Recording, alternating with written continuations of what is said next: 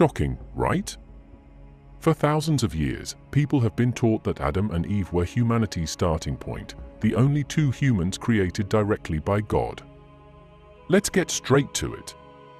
Genesis doesn't give us one creation story. It gives us two. And these two accounts don't perfectly align.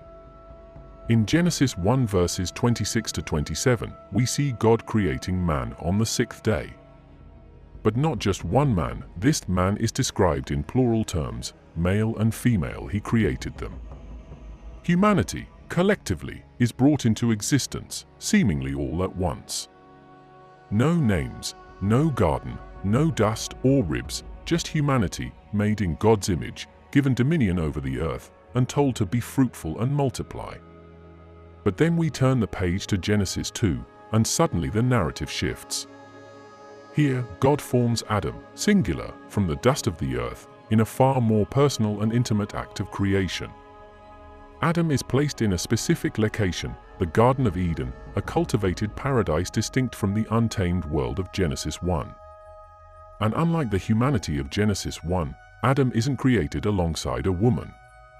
Eve doesn't appear until later, made from Adam's rib. Now, here's where it gets really interesting. The two stories don't just differ in detail, they outright contradict each other in the order of creation. In Genesis 1, humanity is created after plants and animals. But in Genesis 2, Adam comes first, then the plants, then the animals, and finally Eve. How do we reconcile this? Are these two stories describing the same event, or are they telling us about two entirely different acts of creation? If Genesis 1 describes the creation of male and female humans across the earth, could there have been other humans living outside of Eden, before or alongside Adam and Eve? And if so, what does that mean for everything we think we know about the origins of humanity? It doesn't stop there. The name Adam itself adds another layer of intrigue. In Hebrew, Adam means man or humankind. It's not inherently a proper name, it's a term that could refer to humanity as a whole. So, was Adam an individual, or was he symbolic of an entire group of early humans? Or could he have been just one of many, chosen for a special purpose in God's plan while others existed elsewhere? Let's not forget about the world Adam is placed in. In Genesis 2, after Adam's creation, God plants a garden specifically for him. But what about the rest of the earth? It's wild, untamed, and seemingly already populated with life. Later in the narrative, when Adam and Eve's son Cain is banished, he goes to a place called Nod, where he fears for his life and finds a wife. Who were the people living there? Where did Cain's wife come from if Adam and Eve were truly the only humans alive at that time? These questions poke massive holes in the traditional view of Adam as the first and only human. What if Genesis 1 is describing the creation of humanity as a species of men and women spread across the earth, while Genesis 2 zooms in on one particular man, Adam, chosen to be the focus of the biblical narrative? It's not just possible, it's entirely plausible based on the text itself. When we read Genesis 1 verses 26 to 27, there's a profound statement that demands attention. Let us make man in our image, after our likeness. And then, male and female he created them.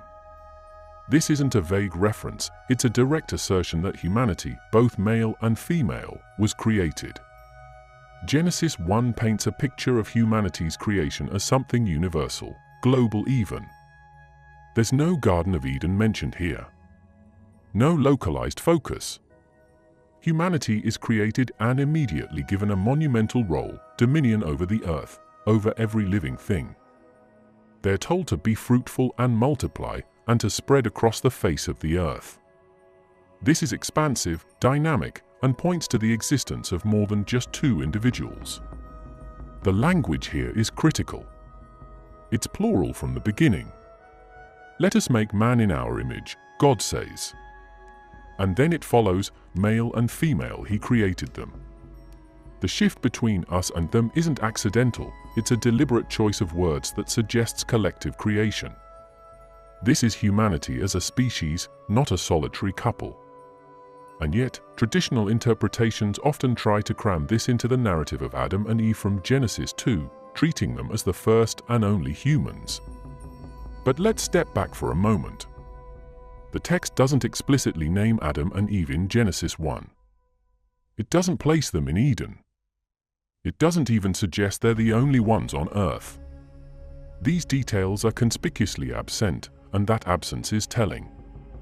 When you compare this with the broader themes of Genesis 1, it becomes clear that the scope of the chapter isn't local or individual, it's cosmic and universal. God is establishing humanity's role in the created order. This isn't just about one garden or one couple, it's about a species set loose upon the earth to flourish and take charge. The Hebrew word for man used here is Adam, but it's not a proper noun. It's a term that refers to humankind collectively. This isn't a hidden detail, it's right there in the language. Yet, for centuries, this plural, collective creation has been overlooked or dismissed in favor of a narrative that centers only on Adam and Eve. But consider this, the command to be fruitful and multiply. For humanity to fulfill this command, wouldn't it make more sense if Genesis 1 describes the simultaneous creation of multiple humans across the earth? This creation narrative doesn't limit itself to a single man and woman. It's expansive, designed for a thriving, growing population. The implication is clear. Genesis 1 sets the stage for a broader human story, one that doesn't begin and end with Adam and Eve. Genesis 1 doesn't describe humanity's creation as a special event for a chosen pair. It's an act of divine creativity on a massive scale. Humanity is made in God's image, not one man or one woman, but all of humanity. This divine image is shared collectively, not individually. It's a feature of the human race, not a title bestowed upon two singular figures. So, why has this interpretation been sidelined? Why have we been taught to see Adam and Eve as the sole representatives of Genesis 1, despite the text itself suggesting otherwise? Could it be that centuries of doctrine have been shaped more by tradition than by the actual words of the Bible? One of the most fascinating aspects of the Bible's creation narrative lies in its sequencing, specifically, how Genesis 1 and Genesis 2 seem to tell the same story in completely different orders. This isn't some minor discrepancy. It's a glaring difference that has puzzled scholars, theologians, and curious readers for centuries. In Genesis 1, the timeline is clear and orderly. First, the heavens and the earth are created. Light separates from darkness, waters are divided, dry land appears, vegetation springs up, and then animals are brought forth. Humanity comes last, on the sixth day, as the culmination of this grand, cosmic process. It's a poetic, almost rhythmic unfolding of events, with each day building toward a climax. Now, step into Genesis 2, and it's like you've walked into a completely different version of the story. Here, the sequence is reversed. Adam is created before plants and animals. The text even says that no shrubs had yet appeared on the earth because there was no one to work the ground. Then, after Adam is formed, God plants the Garden of Eden and causes trees to grow.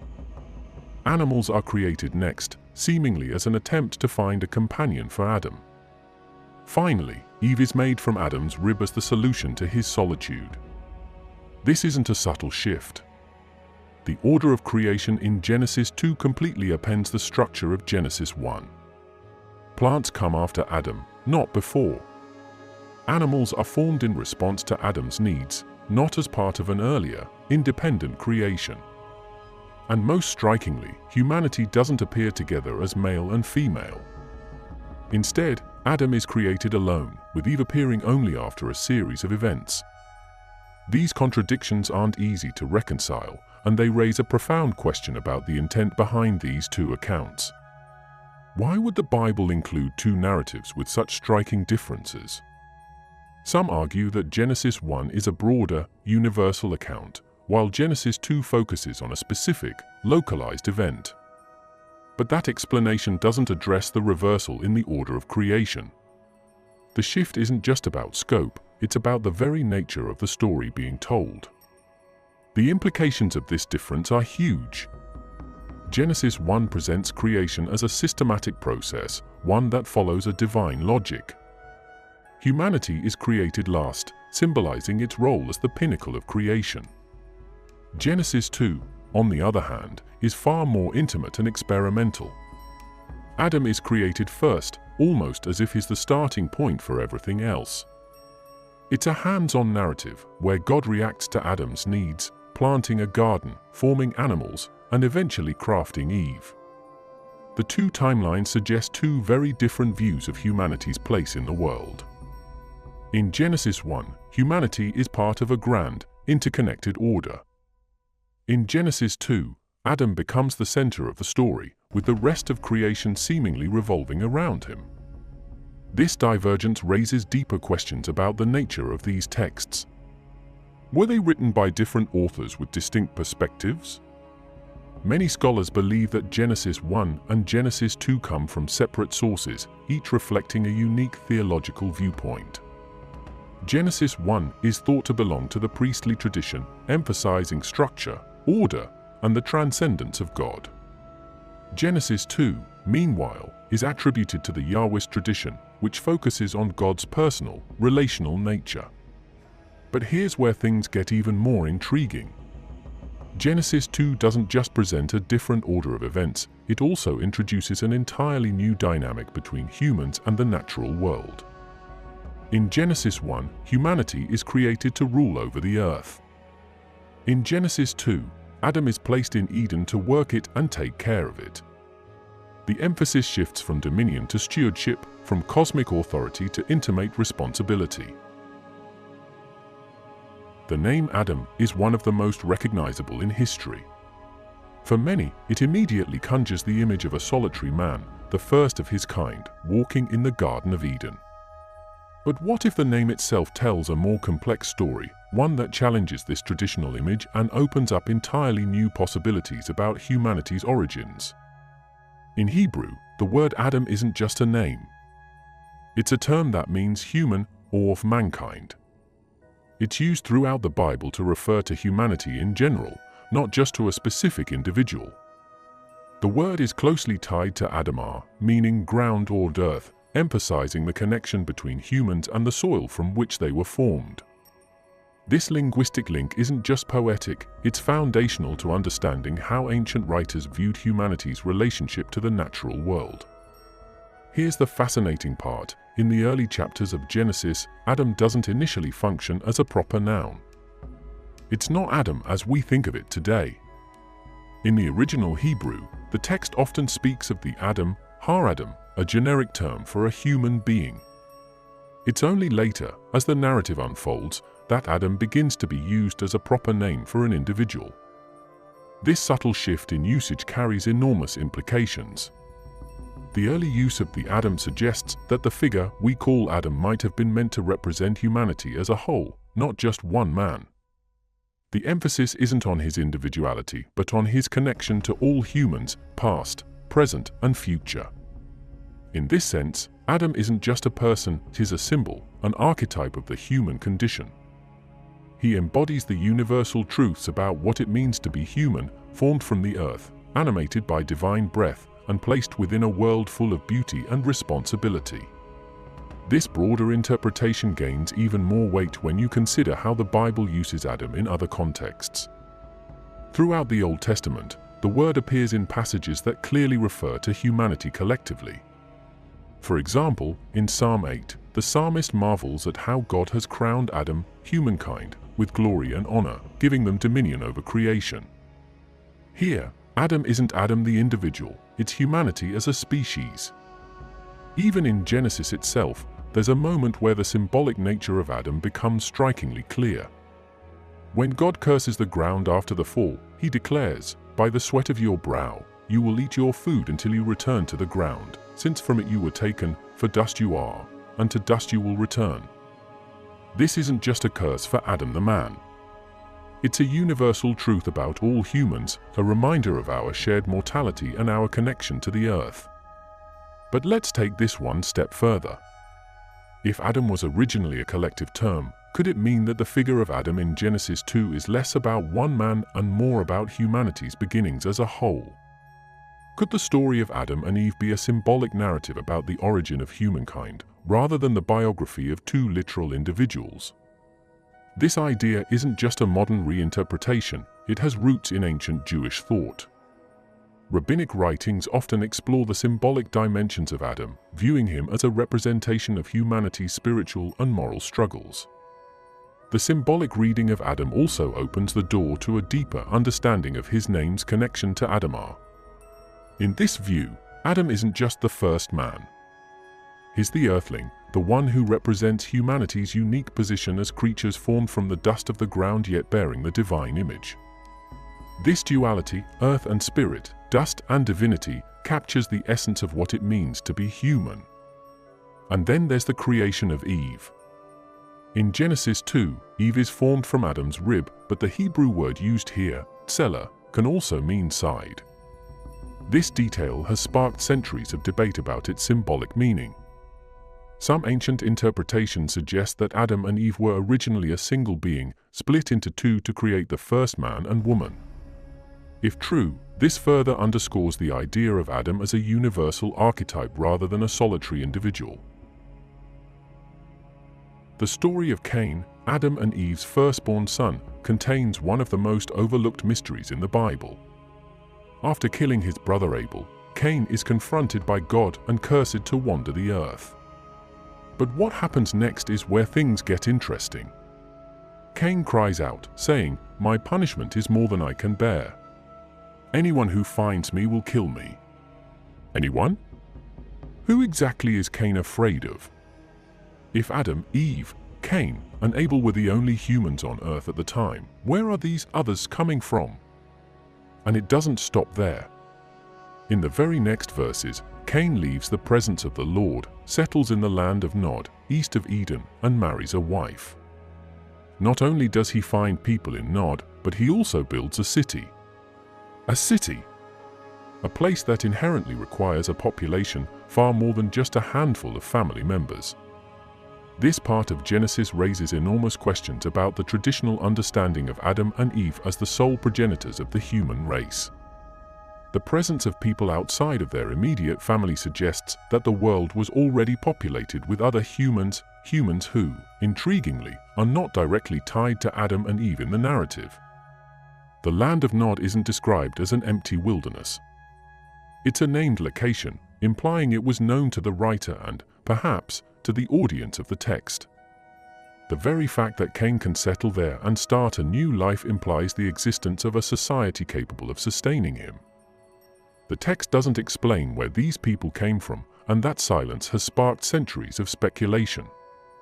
One possibility is that these people were part of the humanity created in Genesis 1, that male and female who were commanded to be fruitful and multiply and fill the earth.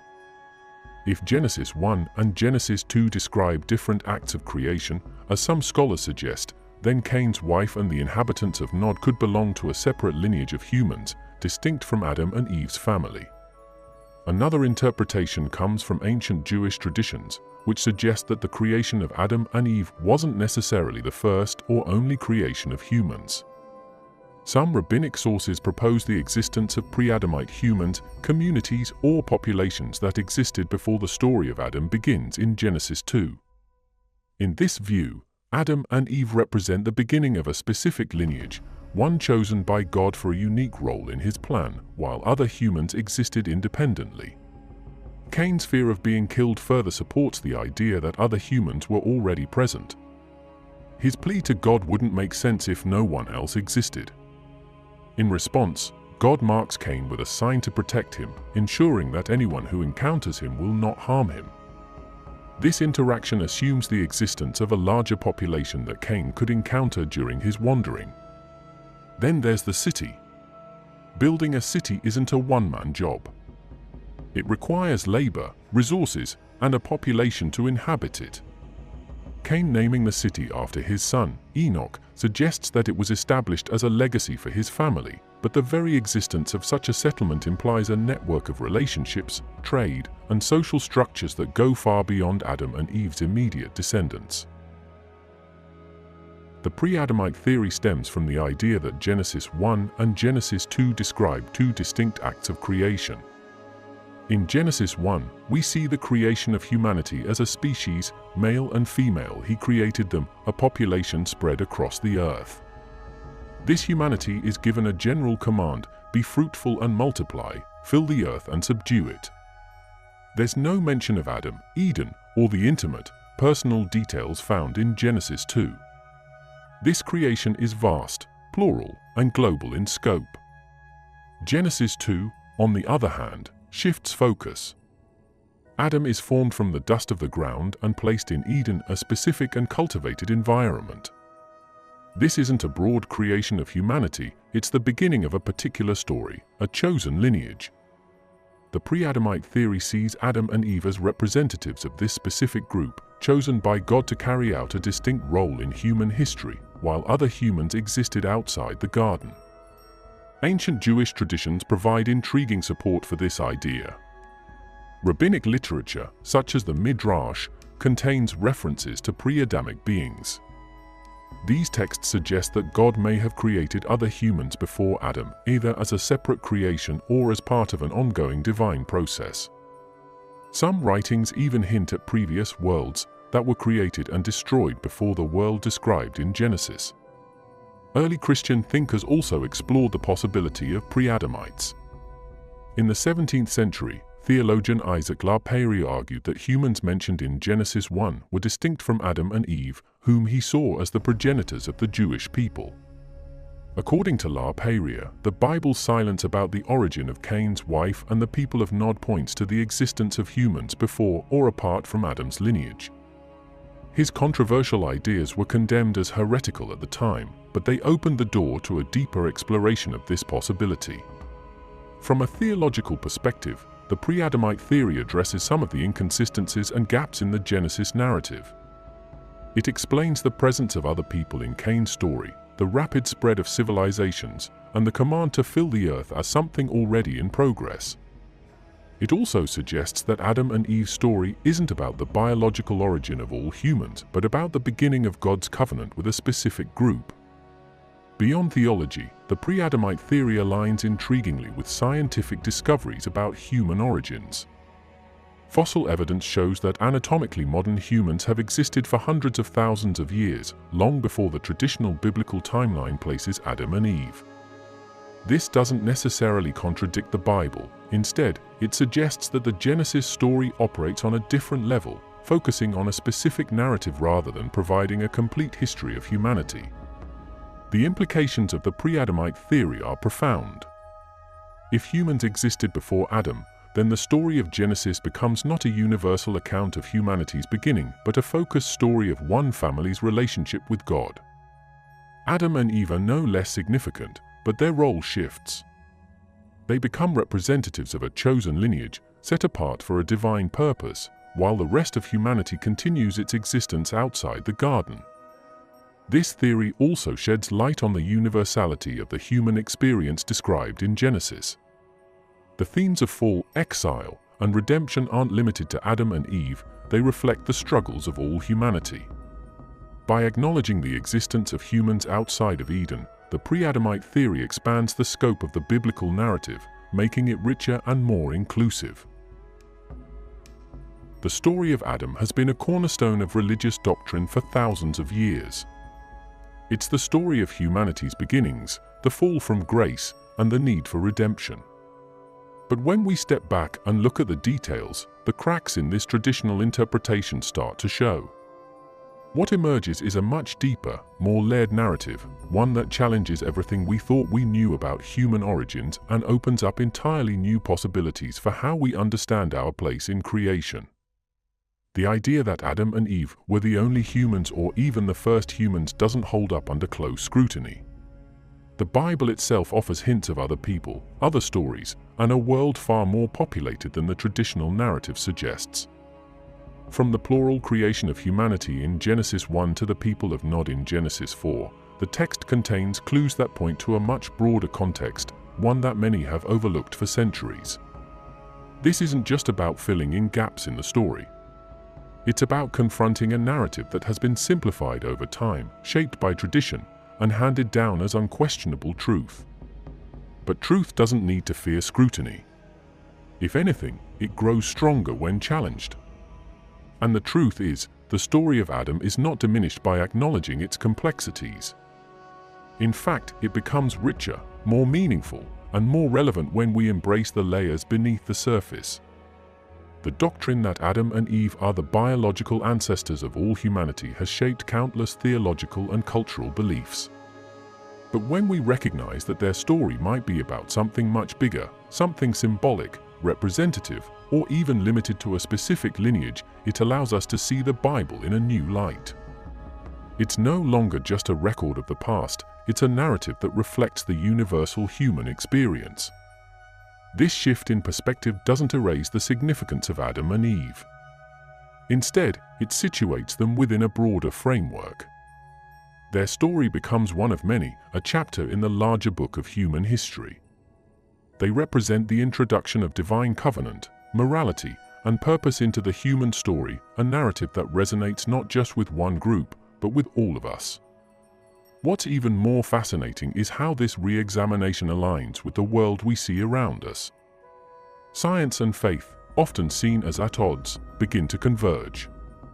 Fossil records, genetic evidence, and ancient texts all point to a human history that is far older and more complex than the traditional timeline of Genesis suggests. These aren't contradictions, they're revelations, proof that our understanding of creation is still unfolding. This discovery isn't about undermining faith. It's about strengthening it by embracing the mystery and grandeur of creation. The Bible, when read carefully, isn't a static document.